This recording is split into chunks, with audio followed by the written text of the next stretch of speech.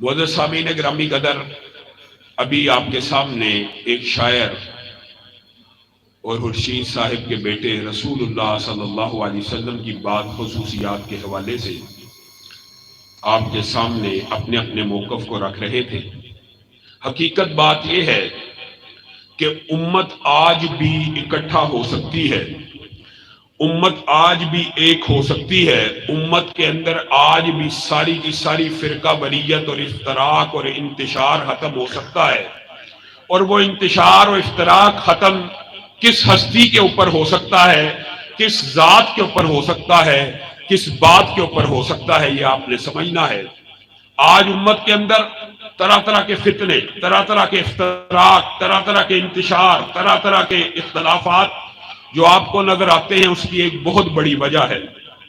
حقیقت میں بغیر تعصب کے آپ ذرا غور کریں، ہم میں سے ہر امتی، یعنی کو تھوڑی کم کر دیں، ہم میں سے ہر امتی، چاہے بریلوی ہو، چاہے دیوبندی ہو، چاہے اہل حدیث ہو، ذرا ذہنوں کو کھول کے آپ نے بات کو سمجھنا ہے۔ ان تینوں اہل سنت کے یہ جو طبقات ہمارے اس خطے میں پائے جاتے ہیں، ان سب کے نزدیک کیا رسول اللہ کی ذات سب سے اعلیٰ نہیں ہے؟ سب کے نزدیک سب سے اعلیٰ ہے، سب کے نزدیک سب سے اعلیٰ ہے، اس میں کوئی اختلاف نہیں ہے۔ اسی طرح ان کو اور ہمیں اس بات پہ بھی، اور اصولی طور پہ ہم اس بات کے اوپر بھی متفق ہیں کہ جس رسول کی ذات سب سے اعلیٰ ہے، اس کی بات بھی سب سے اعلیٰ ہے۔ اگر یہ بات بھی اتفاقی ہے تو ہمارا اختلاف کس چیز کا ہے؟ ہمارا تو آپس میں اختلاف نہیں ہونا چاہیے۔ بنیادی طور کے اوپر اختلاف وہاں پہ پیدا ہوتا ہے کہ جب بندہ یہ کہتا ہے ذات نبی کی اعلیٰ ہے۔ میں کسی فرقے کو طعن و تشنیع کا نشانہ نہیں بنانا چاہتا، لیکن دعوت فکر ضرور دیتا ہوں کہ اصولی طور پہ آپ اور ہم متفق ہیں کہ بعد از خدا بزرگ توئی، قصہ مختصر، اللہ خالق ہے، کائنات میں ہر شے مخلوق ہے، اور مخلوقات میں اگر اللہ نے سب سے افضل کسی کو بنایا ہے تو آمینہ کے لال کو بنایا ہے۔ بعد از خدا بزرگ توئی، قصہ مختصر، اللہ خالق ہے، مخلوقات میں سب سے اعلیٰ افضل کون ہے؟ رسول اللہ۔ اتفاق ہے۔ تو بھائی اختلاف کس چیز کا؟ اختلاف یہاں سے شروع ہوتا ہے کہ ذات تو نبی کی اعلیٰ ہے، لیکن بات میرے مسجد کے مولوی کی ماننی چاہیے۔ ذات نبی کی اعلیٰ ہے، بات میرے امام کی ہونی چاہیے۔ ذات نبی کی اعلیٰ ہے، بات میرے فقیہ کی ہونی چاہیے۔ ذات نبی کی اعلیٰ ہے، لیکن بات میں اپنے ماں باپ کی مانوں گا۔ ذات نبی کی اعلیٰ ہے، بات آباء و اجداد کا جو چلا آ رہا سسٹم ہے اس کی چلے گی۔ ذات نبی کی اعلیٰ ہے، بات کسی اور کی اعلیٰ جب مان لی جاتی ہے تو یہاں سے انتشار، افتراق پیدا ہوتا ہے۔ حالانکہ اصولی طور پر ساری امت کا اس بات کے اوپر اتفاق ہے کہ ذات بھی اعلیٰ ہے اور بات بھی اعلیٰ ہے۔ بات کتنی اعلیٰ ہے؟ اگر آپ کو اور مجھے یہ بات سمجھ آ جائے تو میں یہ دعوے سے کہتا ہوں انکار حدیث کا فلسفہ بھی گر جائے اور امت کے اندر ہر قسم کا اختلاف بھی ختم ہو جائے۔ کتنی اعلیٰ ہے؟ آپ نے یہ آیتیں تو سنی ہیں علماء سے، اللہ کے فضل سے جتنے بیٹھے ہیں، وما ينطق عن الهوى، سب نے سنی ہوئی ہے نا کہ رسول اللہ صلی اللہ علیہ وسلم اپنی مرضی سے بولتے ہی نہیں، جب بھی بولتے ہیں وہی کے تابع ہو کے بولتے ہیں۔ ایک بات ضمنی طور پہ آئی ہے تو آپ کے سامنے یہ بھی رکھ دینا چاہتا ہوں کہ رسول اللہ صلی اللہ علیہ وسلم کا جو ظاہری حسن ہے، اس کا بھی باعث اجر و ثواب ہے۔ والضحیٰ کا چہرہ ہے، واللیل کی زلفیں ہیں، علم نشرہ کا سینہ ہے، ما ذاق البصر کی نگاہ ہے۔ یہ باتیں بھی درست ہیں، خوبصورت ہیں، لیکن جو خوبصورت ہیں، جو باطنی مقام و مرتبہ ہے، اس کا ادراک اور شعور شاید ہمیں نہیں ہو سکا، جس کی وجہ سے رسول اللہ کی ذات کے قصے تو بلند کیے گئے لیکن رسول اللہ کی بات کو وہ اہمیت نہ دی گئی۔ رسول اللہ کی ذات بڑی اعلیٰ ہے۔ کتنی اعلیٰ ہے؟ سبحان الذی اسریٰ بعبدہ لیلا من المسجد الحرام الی المسجد الاقصی۔ اللہ کا شکر ہے، علم پھیل رہا ہے، لوگوں کو پتہ ہے رسول اللہ صلی اللہ علیہ وسلم کو معراج ہوا، اسی رات جبریل امین آئے، رسول اللہ کو کہاں لے کے گئے؟ بیت المقدس میں، مسجد اقصی لے کے گئے۔ رسول اللہ نے بڑے خوبصورت چہرے دیکھے، بڑے نورانی، بڑے خوبصورت، چمکدار، لمبی لمبی داڑیاں، سرخ و سفید چہرے، نورانی۔ رسول اللہ نے جبریل امین سے کہا کون لوگ آئے ہیں؟ کہا معجزے کے طور کے اوپر آدم سے لے کر عیسیٰ تک جتنے رسول اور پیغمبر زمین اور دھرتی پہ آئے تھے، آج دوبارہ معجزے کے طور پہ آئے ہیں۔ کیا کرنے کے لیے آئے ہیں؟ نماز کو ادا کرنے کے لیے آئے ہیں۔ یہ نماز کو ادا کرنے کے لیے مسجد اقصیٰ میں آئے ہیں تو نماز ادا کیوں نہیں کر رہے؟ ان کو اپنے امام کا انتظار ہے۔ ان کا امام کون ہے؟ جبریل امین نے رسول اللہ صلی اللہ علیہ وسلم کے کاندھا اقدس کے اوپر اپنے ہاتھ کو رکھا اور کم و بیش 1,24,000 انبیاء کے مسلح امامت پہ کھڑا کر دیا کہ آپ ان کے امام ہیں، آپ ہی کا انتظار ہو رہا ہے، آپ آئیں گے تو یہ نماز کو ادا کر لیں گے۔ یہ رسول اللہ کا، اس سے کچھ انسان کے ذہن میں آتا ہے کہ یہ رسول اللہ کا مقام ہے۔ ایک اور حدیث اگر آپ ساتھ ملا لیں، یہ تو رسولوں کے امام ہیں اور رسولوں کو امامت کروا رہے ہیں، یہ بات ہی کافی ہے، یہ بات ہی کافی ہے رسول اللہ کی ذات کی بلندی کو بیان کرنے کے لیے اور آپ کی بات کی بلندی کو بیان کرنے کے لیے۔ لیکن دوسری ایک حدیث ساتھ ملا لیجئے جس کی بات سندوں کے اوپر لوگوں نے اور محدثین نے اعتراض کیا، لیکن شواہد کی بنیاد کے اوپر اور مفاہیم کی بنیاد کے اوپر سندن کوئی بات ضعیف بھی ہو تو مفہوماً وہ کئی مرتبہ درست ہوتی ہے، اور یہ حدیث مفہوماً درست ہے۔ وہ کیا ہے؟ رسول اللہ صلی اللہ علیہ وسلم ابھی بچے تھے، دو فرشتے آسمان سے آئے، ایک نے کہا ہوا ہوا، دوسرے نے کہا نعم ہوا ہوا۔ آپ نے سنا ہوگا واقعہ، یہ بڑا بلند مرتبے والا ہے، یہ بڑا بلند مقام والا ہے، اس کے آسمان کے اوپر بڑے چرچے ہیں، اس کے بڑے تذکرے ہیں، اس کا مقام بڑا بلند ہے۔ اس کو ذرا ایک آدم کے بیٹے سے تولو۔ کس لیے؟ مقام جانچنے کے لیے آدم کے ایک بیٹے سے تول لیا جائے۔ اہلاً و سہلاً، کیا حال ہے؟ ٹھیک ٹھاک۔ ان کو آدم کے ایک بیٹے سے تولا جائے۔ رسول اللہ کو ایک آدم کے بیٹے سے تولا گیا، رسول اللہ کا پلڑا بھاری ہو گیا۔ انہوں نے کہا ایک سے نہ تولو، 10 سے تولو، 100 سے تولو، مختصر کرتا ہوں بات، 1,00,000 سے تولو، 1,000,000 سے تولو۔ میرے رسول کو 1,000,000 انسانوں سے تولا گیا، میرے رسول کا پلڑا بھاری ہو گیا۔ انہوں نے کہا ایسے نہیں تول سکتا، 1 ارب سے تولو، 2 ارب سے تولو۔ آج دھرتی کے اوپر 7-8 ارب انسان صرف آج موجود ہے، جب میرے نبی کو 8 ارب سے تولا گیا، میرے نبی کا پلڑا بھاری ہو گیا۔ انہوں نے کہا ایسے نہیں تول سکتا۔ کیسے تولا؟ کہا آدم سے لے کر قیامت تک جتنی انسانیت پیدا ہو چکی اور جتنی انسانیت پیدا ہونی ہے، سب کے ساتھ تنہا آمینہ کے لال کو تولا جائے۔ یہاں اپنے روکنا ہے، سوچنا ہے کہ تیرے اور میرے نبی کا مقام و مرتبہ ہے کیا، اور میں اور آپ اپنے نبی کی بات کے ساتھ کیا سلوک کرتے ہیں۔ میرے نبی کو پوری انسانیت کے ساتھ تولا گیا۔ سوچیں، صرف انبیاء ایک پلڑے میں نہیں ہیں، انبیاء کے امتی بھی ایک پلڑے میں ہیں، ہر امت کے صحابی، ہر امت کے شہید، ہر امت کے اولیاء ایک پلڑے میں، تنہا آمینہ کے لال دوسرے پلڑے میں۔ اور جب میرے نبی کو پوری انسانیت سے تول لیا گیا، میرے نبی کا پلڑا بھاری ہو گیا۔ بتائیے، جس نبی کا مقام اور مرتبہ اور باطن اور ظاہر اتنا اعلیٰ ہو، تو پھر ہم صرف یہ کہتے رہے کہ ذات تو اعلیٰ ہے، ذات تو اعلیٰ ہے۔ ذات کا انکار تو بات تلخ ہے، لیکن دعوت فکر کے لیے ذات کا انکار تو قریش مکہ بھی نہیں تھے کرتے۔ کیا کہتے تھے؟ الصادق آ رہا ہے، الامین آ رہا ہے، ذات کا کون سا انکار؟ انکار تو بات کا تھا۔ تبت یدا ابی لہب تب کہا گیا جب بات کا انکار ہوا، ذات کا انکار۔ ہم نے ہاں یہ بات مشہور کر دی ہے۔ میرے بھائیو، رسول اللہ صلی اللہ علیہ وسلم کی جو بات ہے وہی دین ہے۔ آئیے اس بات کو سمجھیے، کھولیے۔ رسول اللہ کی بات دین ہے۔ یہ جملہ آپ نے سنا ہوگا، رسول اللہ کی بات دین ہے، لیکن آپ نے اس جملے کی گہرائی کے اوپر شاید کبھی غور نہ کیا ہو۔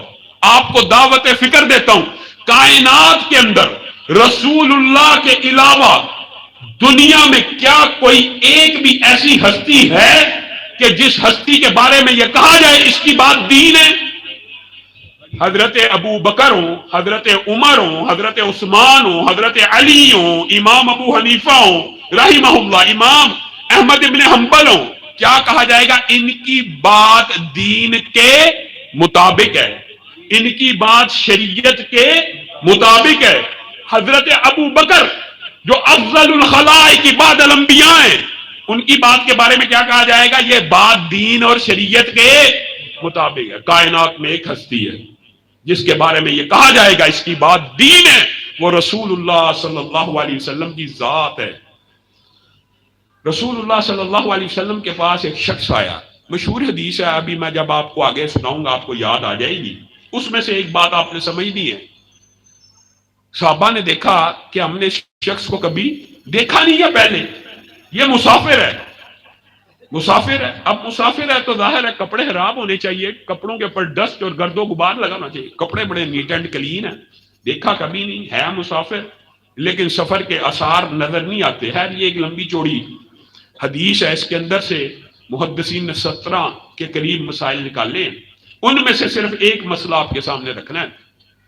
اس حدیث کو حدیث جبریل بھی کہتے ہیں۔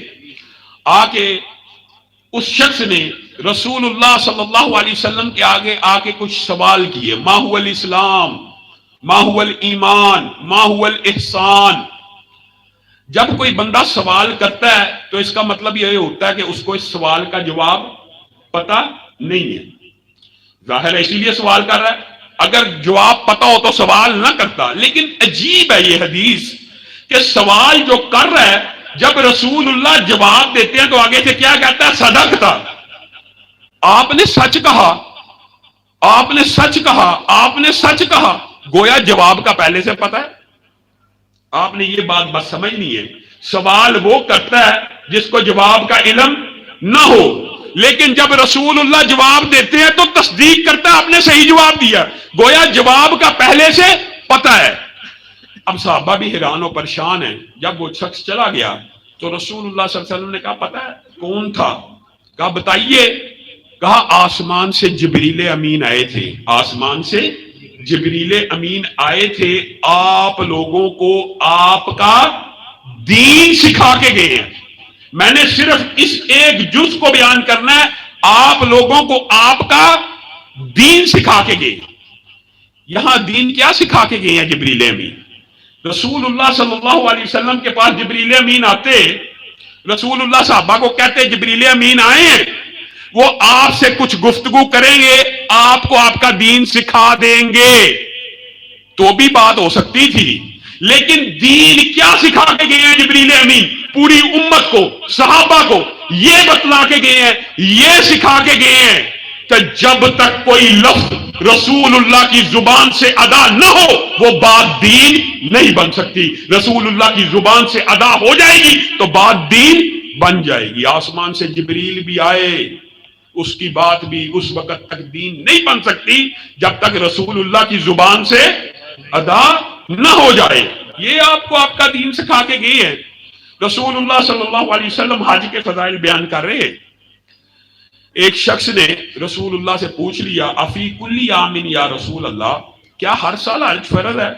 رسول اللہ نے اس بات کو اگنور کیا، یعنی صرف نظر کیا، اس سوال کا جواب نہ دیا، پھر سوال کیا، پھر نہ دیا، پھر سوال کیا، پھر نہ دیا۔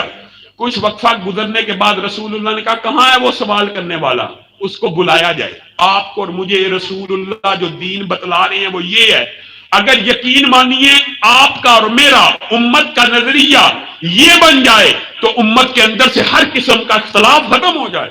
رسول اللہ کہہ رہے ہیں اس کو آپ بلاؤ، اور ایک جملہ کہا لو قلت نعم، اے میرے ساتھی اگر میری زبان سے، اس ساتھی نے کیا سوال کیا حج کی فضیلتیں سن کے کہ کیا اللہ کے رسول حج ہر سال صاحب استطاعت کے اوپر فرض ہے؟ فی کلی عامن، کیا ہر سال فرض ہے؟ رسول اللہ نے جواب نہیں دیا، بعد میں کہا لو قلت نعم، اگر میں 3 حرف کہہ دیتا، نعم صرف جی ہاں، اردو میں اس کا ترجمہ ہے جی، اگر آپ نے مجھ سے پوچھا کہ امت کے اوپر ہر سال کے لیے فرض ہے، اگر آپ کے جواب میں میں محمد صلی اللہ علیہ وسلم لہو قلت نعم لوجبت، اگر میری زبان سے جی ہاں ادا ہو جاتا تو اللہ کی قسم میری امت کے اوپر ہر سال کے لیے فرض ہو جاتا۔ رسول اللہ جی کہیں تو حج ہر سال فرض ہو جائے گا۔ وما ينطق عن الهوى ان هو الا وحی یوحا، یہ بھی آپ نے سنا، لیکن آپ نے رسول اللہ کی بات اللہ کی بات، رسول اللہ کی بات دین کی بات، تو کیا رسول اللہ کا حکم اللہ کا حکم نہیں ہے؟ رسول اللہ کا حکم اللہ کا حکم نہیں ہے؟ اگر آپ کا اور میرا عقیدہ یہ بن جائے رسول اللہ کا حکم اللہ ہی کا حکم ہے، تو بتائیے اختلاف باقی رہے گا؟ اختلاف ختم ہو جائے گا۔ ما قطعتم من لینۃ او ترکتموها قائمۃ علی اصولها فباذن اللہ، فبی ساتھ پڑھیے، فباذن اللہ۔ اس ایک آیت کو آپ نے یاد رکھنا ہے۔ ہم نے یہ آیت پڑھ لی، رسول اللہ وحی کے تابع بولتے، رسول اللہ کی بات دین ہے، رسول اللہ کی بات شریعت ہے۔ یہ بات بھی سمجھنے کی ضرورت ہے کہ رسول اللہ کا حکم اللہ کا حکم ہے، اور اس کی سب سے بڑی دلیل یہ آیت بھی ہے، اور بھی آیات ہیں۔ ما قطعتم من لینۃ او ترکتموها قائمۃ علی اصولها فباذن اللہ۔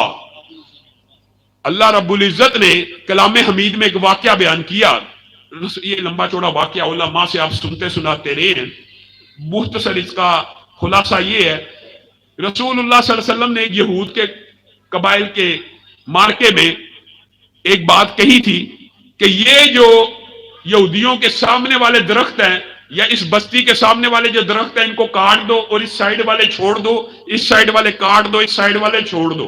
یعنی رسول اللہ بتاتے جاتے تھے، یہ لمبا چوڑا واقعہ جو پڑھنا چاہے پڑھ سکتا ہے، مختصر بات یہ رسول اللہ یہ کہتے تھے یہ کاٹ دو اور یہ چھوڑ دو، یہ کاٹ دو اور یہ چھوڑ دو۔ جب بات بتا دی صحابہ نے اس کے اوپر عمل کر دیا، یہودیوں کو وسوسہ ڈالنے کا موقع مل گیا۔ یہودیوں نے وسوسہ ڈالنا شروع کیا، یہ کیسا رسول ہے، یہ کیسا پیغمبر ہے جو درختوں کے کاٹنے کا حکم دیتا ہے؟ درخت تو جنگوں میں بھی نہیں کاٹے جاتے، یہ کیسا حکم ہے جو رسول اللہ دیتے ہیں؟ نبی اور پیغمبر ہو کے درختوں کو کاٹنے کا حکم دیتے ہیں۔ اللہ رب العزت نے آسمان سے آیتوں کو نازل کرنا شروع کیا۔ ما قطعتم من لینۃ، اللہ تعالیٰ نے آسمان سے ان آیتوں کو نازل کیا، نہیں تم نے کاٹے، نہیں تم نے چھوڑے۔ جو کھجور کے درخت یا جھاڑیوں کو جن کو رسول اللہ نے کاٹنے کا حکم دیا تھا یا چھوڑنے کا حکم دیا تھا، فباذن اللہ، وہ رسول اللہ کا حکم نہیں تھا، وہ کس کا حکم تھا؟ ایمانداری سے بتائیے حکم کس نے دیا تھا؟ نہیں، حکم صحابہ کو کاٹنے کا کس نے دیا تھا؟ رسول اللہ نے۔ حکم کس نے دیا تھا؟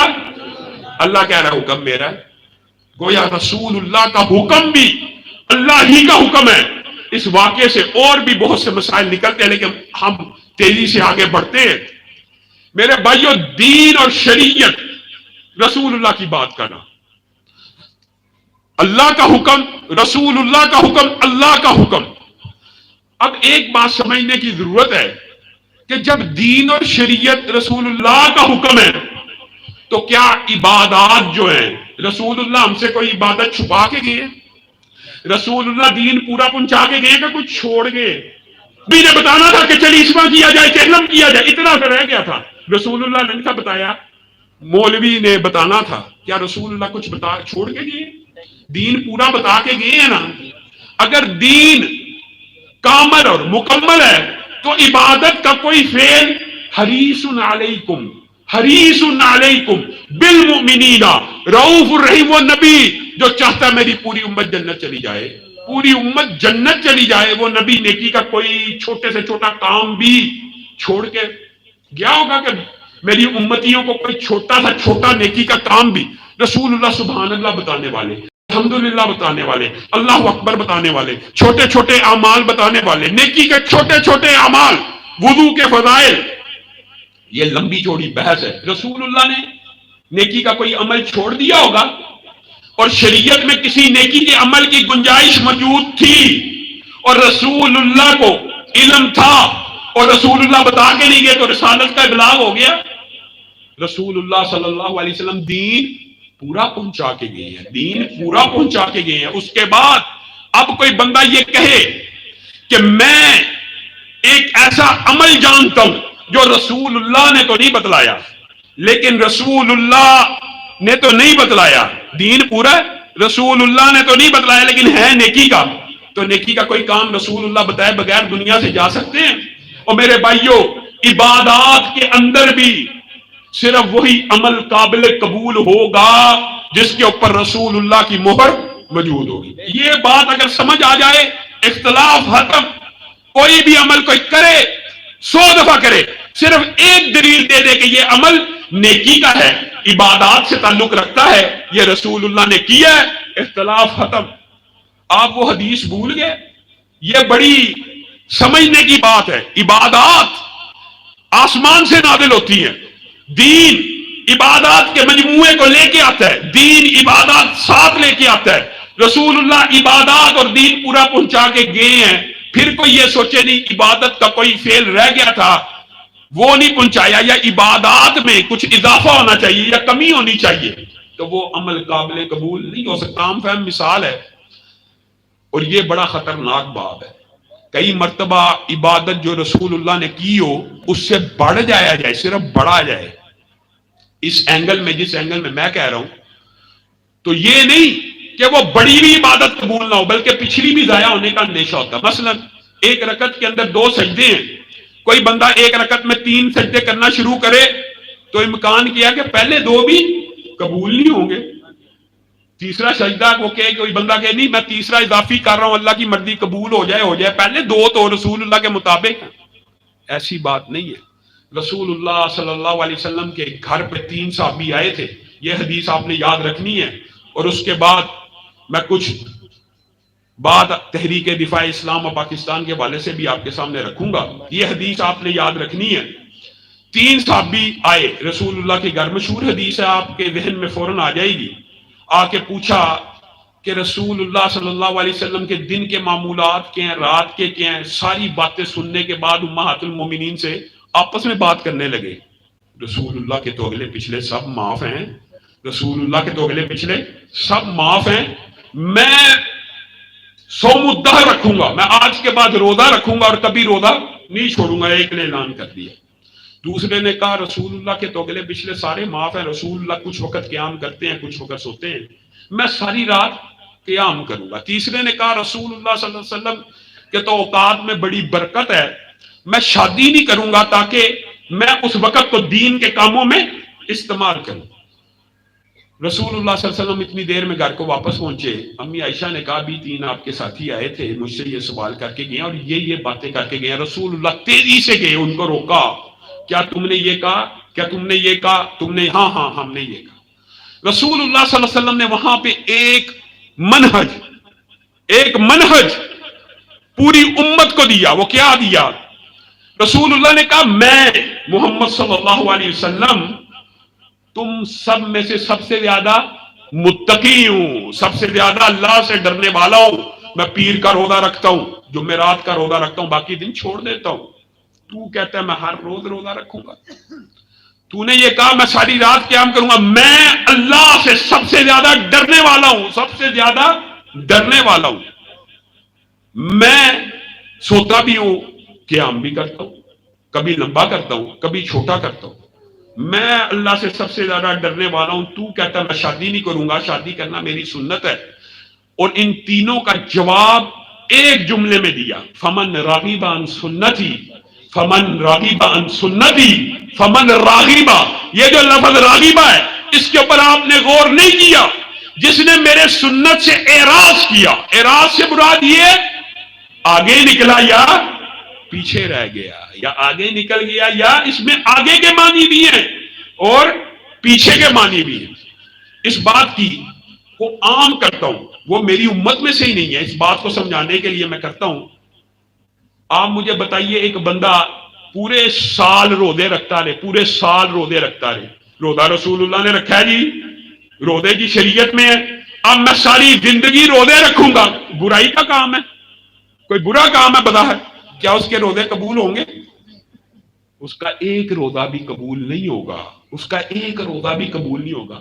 یعنی وہ روزہ جو ایک ماہ فرض بھی ہے، جو رسول اللہ جمعرات کو پیر کو رکھتے ہیں، کوئی شخص پوری زندگی رکھنے کی کوشش کرے، صحابی رسول ہو، عبداللہ بن عمر ہو یا عمر بن العاص ہو یا دیگر صحابی رسول ہو، وہ پورا سال بھی رکھنے کا ارادہ کریں، رسول اللہ ان کو روک کے کیا کہیں کہ پورا سال نہیں رکھنا، رکھے گا تو قبول نہیں ہے۔ اور اس کے مد مقابل اگر آپ غور کریں، ایک شخص صرف 3 روزے رکھے، صرف 3 روزے ایک ماہ میں، ایک بندہ پورا سال روزے رکھے، اس کا ایک روزہ قبول نہیں۔ ایک بندہ صرف ایک ماہ میں 3 روزے رکھے، اس کے پورے سال کے لکھ دیے جائیں گے۔ کیوں؟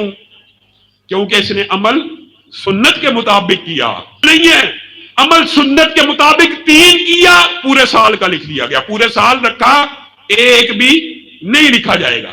اس بات کو یوں سمجھیے، خلاد بن رافع کی حدیث سے سمجھ لیجئے، وہ آئے، رسول اللہ نے کہا ارجع فصلی فإنک لم تصلی، ارجع فصلی فإنک لم تصلی، آپ نے یہ حدیث سنی ہوگی، واپس لوٹ جائیے، آپ نے نماز نہیں پڑھی۔ پھر آئے، پھر آئے، پھر لمبی حدیث ہے، مختصر کرتا ہوں۔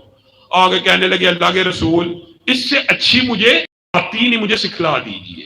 ہاں، رسول اللہ صلی اللہ علیہ وسلم نے کہا اچھا آپ سیکھ لے، جب رکوع کیا کر تو کمر سیدھی کیا کر، کوئی سکون آئے، اعتدال آئے، ہڈیاں اپنی جگہ پہ آئیں۔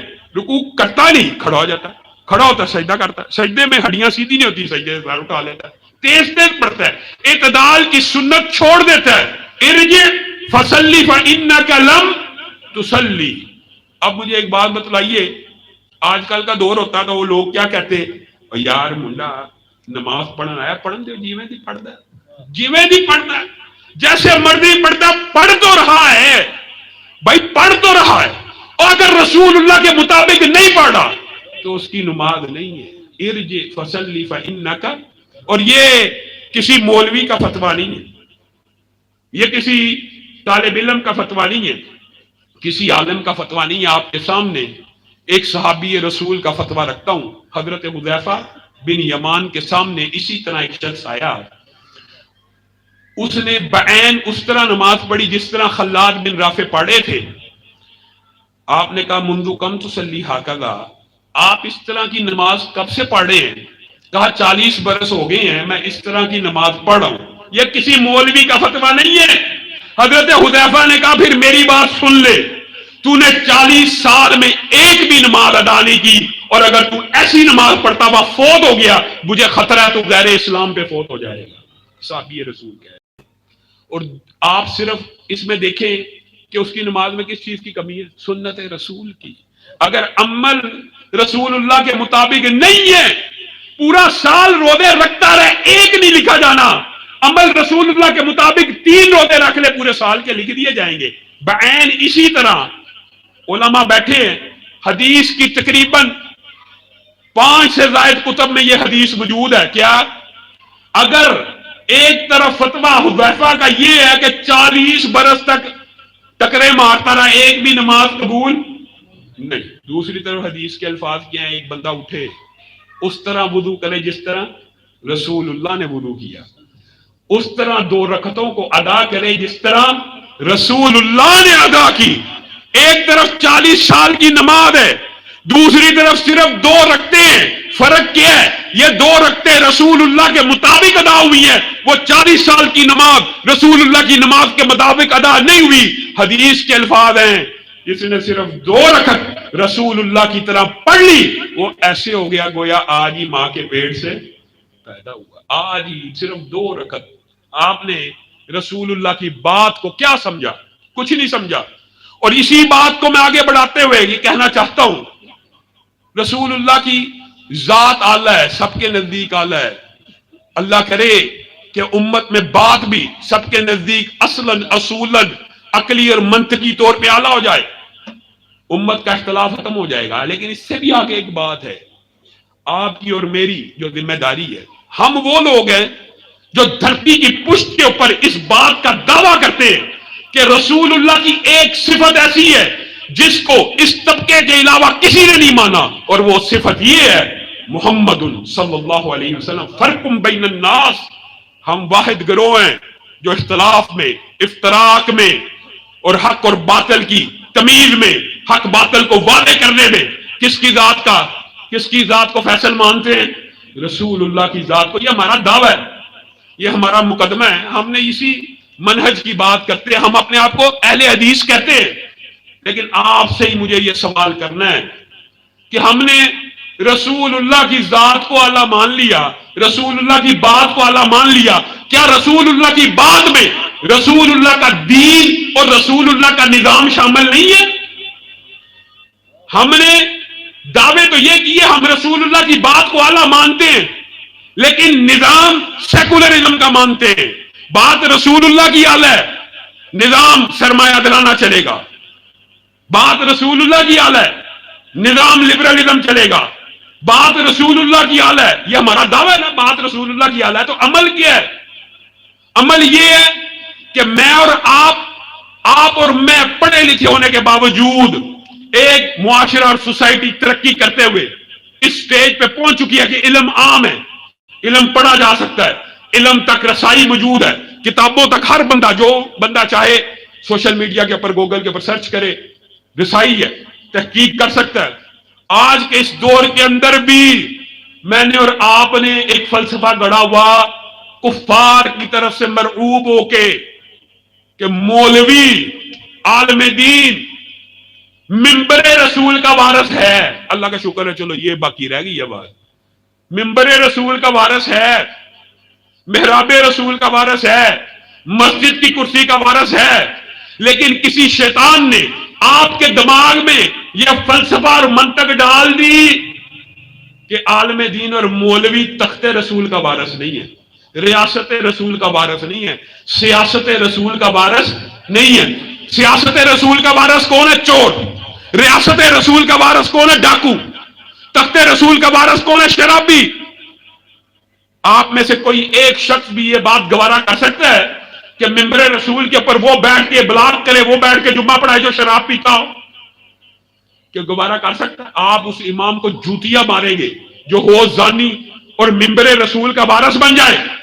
لیکن آپ کی غیرت اس بات کو گوارا کر لیتی ہے کہ کوئی شرابی ہو، بدکار ہو، زانی ہو، بے ایمان ہو، کرپٹ ہو، چور ہو، وہ تخت رسول کے اوپر بیٹھ گیا۔ تخت رسول سے مراد کیا ہوتی ہے؟ اسلامی ریاست کا جو تخت ہے وہ تخت رسول ہے۔ کیا رسول اللہ کی وراثت صرف مسجد ہے؟ رسول اللہ صلی اللہ علیہ وسلم کی صحیح حدیث، آپ اپنے آپ کو اہل حدیث کہنے والے، امت کے اندر ایک طبقہ اپنے آپ کو اہل سنت کہنے والا، اہل سنت اور اہل حدیث کہاں ہیں؟ ان کو یہ بات بھول گئی کہ رسول اللہ صلی اللہ علیہ وسلم نے کہا تھا بنی اسرائیل کے اندر ایک نبی جاتا تھا، دوسرا نبی اس کا سیاسی وارث بن جاتا تھا، دوسرا نبی جاتا تھا، تیسرا نبی سیاسی قائد بن جاتا تھا۔ رسول اللہ آپ کو اور مجھے یہ بات سمجھا کے گئے ہیں کہ میرے بعد نبی نہیں آئے گا، میرے بعد نبی، لیکن میرے بعد میرے وارث۔ رسول اللہ نے یہ کہا کہ نہیں میرے بعد میرے وارث آئیں گے، علماء میرے وارث ہوں گے، یہ بات رسول اللہ نے کہی ہے یا نہیں کہی؟ علماء انبیاء کے وارث ہیں، یہ رسول اللہ کی حدیث سب کو یاد ہے۔ کوئی امت کا اختلاف ہے کہ علماء انبیاء کے وارث ہیں؟ یہ جو علماء انبیاء کے وارث ہیں، یہ جو علماء رسول اللہ کے وارث ہیں، یہ صرف منبر رسول کے وارث ہیں، سیاست رسول کے وارث نہیں ہے، ریاست رسول کے وارث نہیں ہے، معاشرت رسول کے وارث نہیں ہے، معاملات رسول کے وارث نہیں ہے۔ آپ کو یہ سرمایہ دارانہ نظام نے یہ وسوسہ اور مغالطہ ڈال دیا، مولوی صاحب مسجد کے منبر کے اوپر بیٹھ کے سیاسی گفتگو کرتا ہے۔ سیاست کس کا؟ کیا چور کا، لٹیرے کا، جگیردار کا، وڈیرے کا؟ اور میرے بھائیوں، یہی وہ فلسفہ ہے، یہی وہ فلسفہ ہے کہ ریاست کے اندر سے دین کو دیش نکالا دے دیا جائے، ریاست سے دین کو جدا کر دیا جائے، سیکولرزم پرموٹ ہو جائے، لبرلزم پرموٹ ہو جائے۔ اسلام کے نظام کے اندر مسجد اور ریاست میں کوئی تفریق نہیں ہے۔ جہاں مسجد کا مصلی تھا وہی رسول اللہ کی پریزیڈنسی تھی، وہی رسول اللہ کی سپریم کورٹ تھی، وہی رسول اللہ صلی اللہ علیہ وسلم کے لشکر روانہ ہوتے تھے۔ مسجد النبی ہی سپریم کورٹ ہے، مسجد النبی ہی پریزیڈنسی ہے۔ آپ مجھے بتائیے، کیا آپ اپنے بچوں کو دین کے اداروں میں تعلیم حاصل کرنے کے لیے نبوی تعلیم، وحی کی تعلیم، افق کی تعلیم، قرآن کی تعلیم، اللہ کا دین سمجھانے کے لیے اس لیے بھیجتے ہیں کہ جب وہ دین پڑھ کے نکل جائیں تو نواز شریف زندہ باد کے نعرے لگائیں، عمران خان زندہ باد کے نعرے لگائیں۔ ایک عام مسجد کا مولوی تو آپ کے سامنے کھڑا ہو، نماز کے وقت میں آگے کھڑا ہوتا ہے کہ پیچھے کھڑا ہوتا ہے؟ ایک عام مولوی یا ایک عام بھی آپ نے امام کسی کو بنانا ہو نماز پڑھانے کے لیے آگے کھڑا ہوتا ہے کہ پیچھے کھڑا ہوتا ہے؟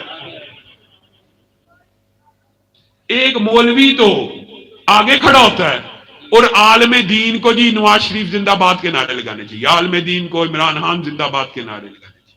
عالم دین رہنما بننے کے لیے آیا ہے، مقتدا بننے کے لیے آیا ہے، پیشوا بننے کے لیے آیا ہے، راہبر بننے کے لیے آیا۔ آپ لوگوں کو مغالطہ یہ ڈالا گیا کہ آپ نے ساری زندگی سیکولر لوگوں کو، وہ لوگ جو خلاف اسلام، خلاف شریعت قانون سازی کرتے ہیں، چاہے ٹرانسجنڈر ایکٹ ہو، چاہے جوائے لینڈ فلم ہو، آج یونیورسٹیوں کے اندر بے حیائی، فحاشی اور عریانی۔ اب پھر بندے کا دل دکھتا ہے۔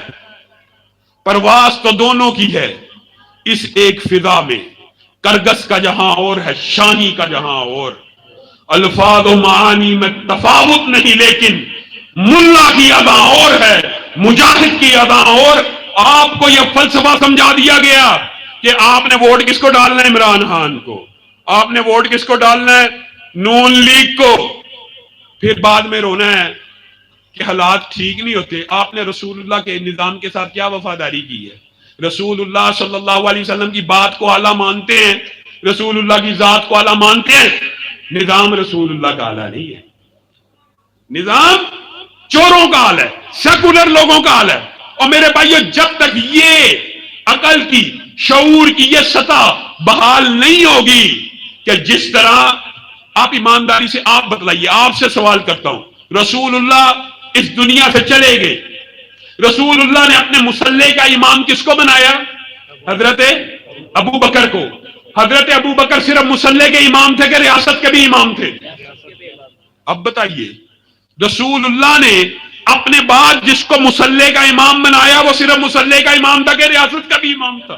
سیاست کا بھی امام تھا کہ مصلی کا امام تھا؟ معاملات کا بھی، سپریم کورٹ کا بھی، معاشرت کا بھی، بازار کا بھی، جوڈیشری کا بھی، فوج کا بھی، سب کا سپہ سالار کون تھے؟ حضرت ابو بکر۔ اور یاد رکھنا، جب تک مصلی کا امام، جب تک مصلی کا امام، یہ بات لکھ لے، پڑھ لیں، تحقیق کر لیں، ریاست کا امام بنتا رہا۔ جب تک مصلی کا امام ریاست کا امام بنتا رہا، اسلام غالب رہا۔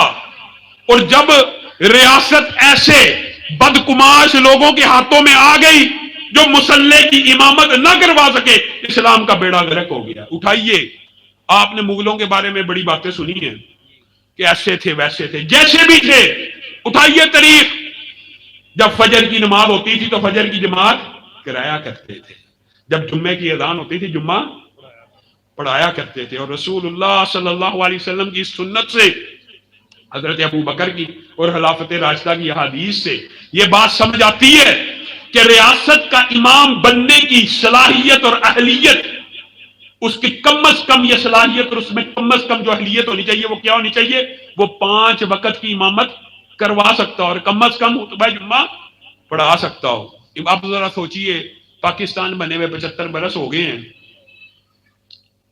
ان میں سے کوئی ایک بھی 5 وقت کی امامت کروا سکتا ہے؟ میرا خیال ہے ظہر اثر کی تو شاید کوئی کرائی لے، لیکن فجر کی امامت کروانے کا کہہ دے یا کسی سے جمعہ پڑھانے کا کہہ دے، آپ کو ان کی حقیقت کھل کے سامنے آ جائے گی۔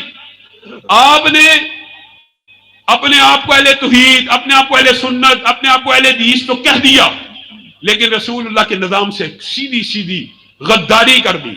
آپ اتنی کو آپ مجھے بتائیے، چلیں آپ کہتے ہیں اس کا حل کیا ہے؟ اس کے حل کی طرف آتے ہیں۔ اس کا حل یہ ہے کہ آپ اپنی قوت و طاقت کو مجتمع کیجیے۔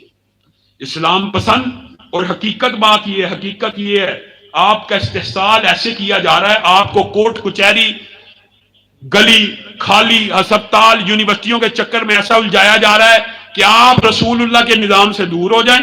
ایمانداری سے بتلائیے، اگر پاکستان بنانے کا مقصد پکی نالیاں بنانا تھا، یونیورسٹیاں بنانا تھا، تو پل بنانا تھا، تو جائیے، پاکستان بنانے کا جو مقصد تھا آپ اس میں فیل ہو گئے۔ ہندوستان کی یونیورسٹیاں آپ سے بڑی ہیں، ہندوستان کے اسپتال آپ سے بڑے ہیں۔ پاکستان بنانے کا مقصد تھا کہ اسلام کی ایک تجربہ گاہ آپ کو مل جائے، جہاں پہ رسول ہاشمی کے نظام کو نافذ کر دیا جائے۔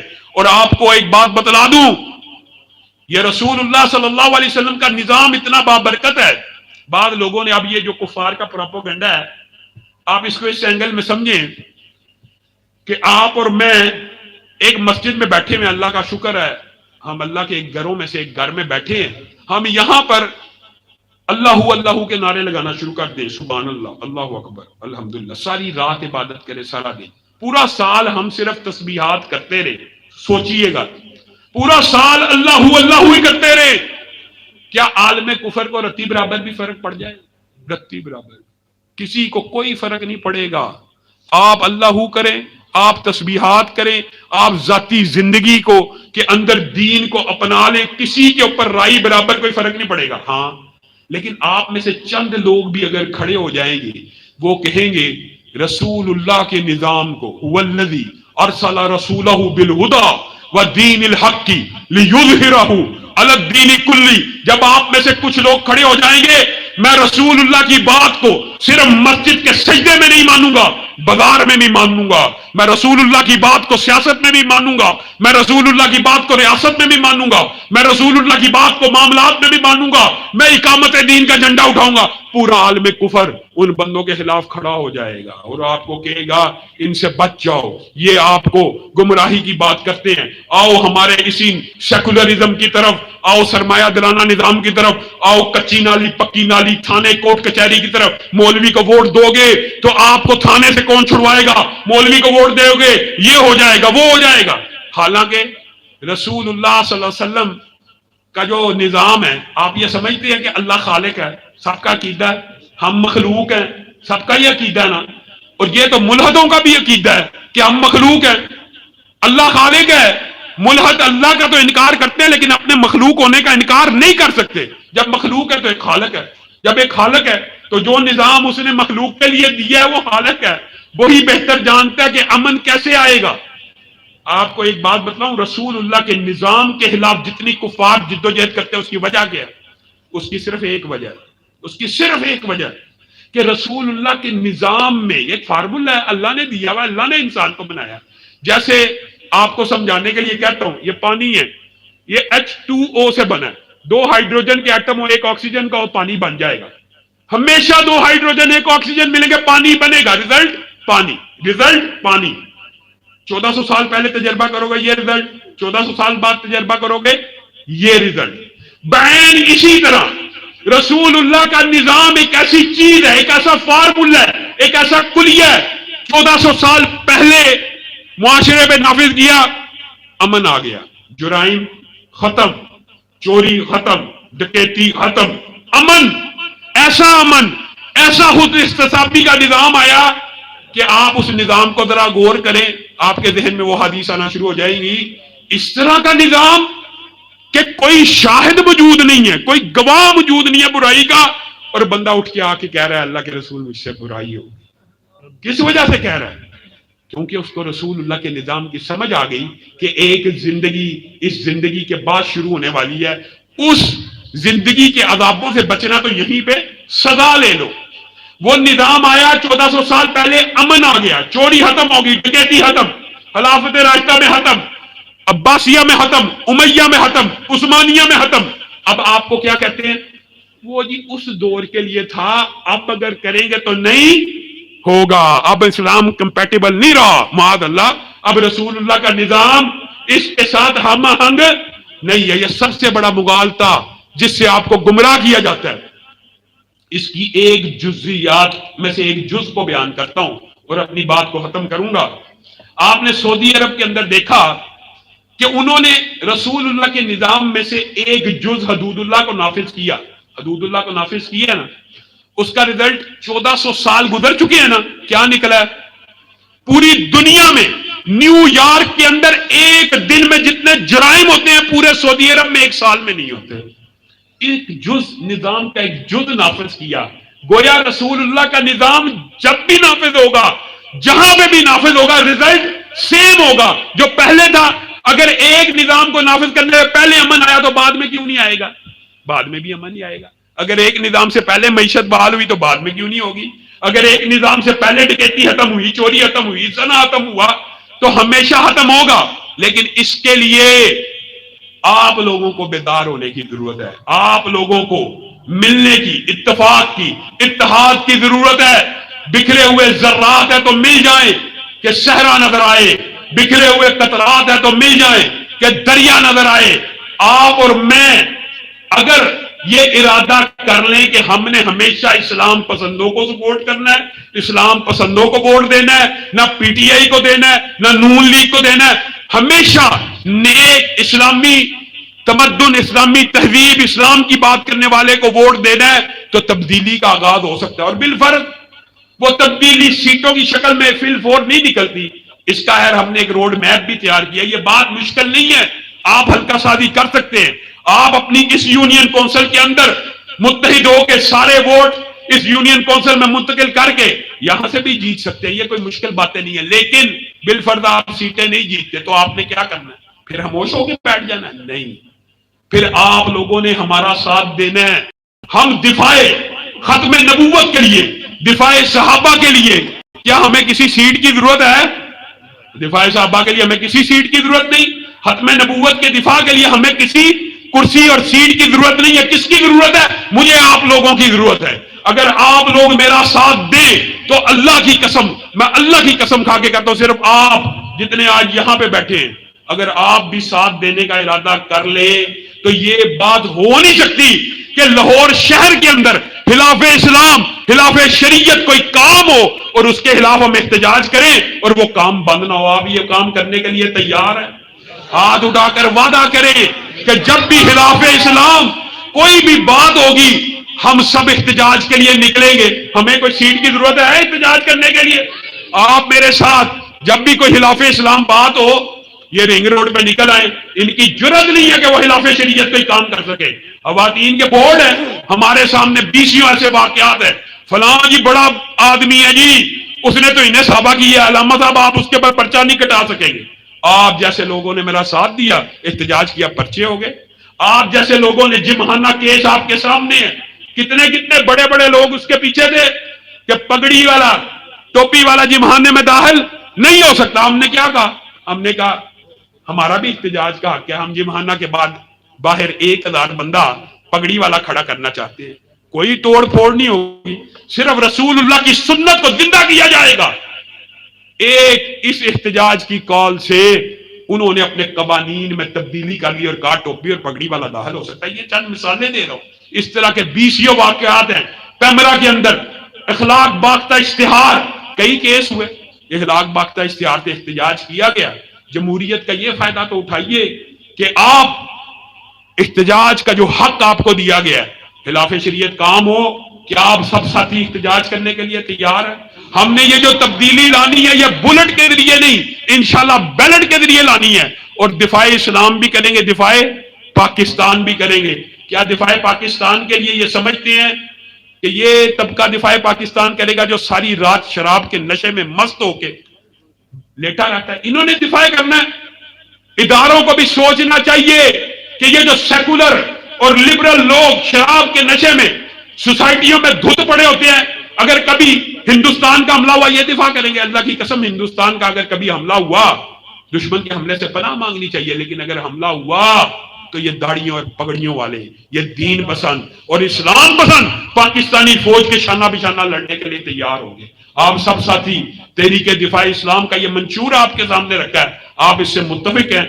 آپ سب لوگوں کو دعوت ہے کہ آپ اس تحریک میں شامل ہوں. سبحان ربک رب العزت عما یصفون وسلام علی المرسلین والحمد للہ.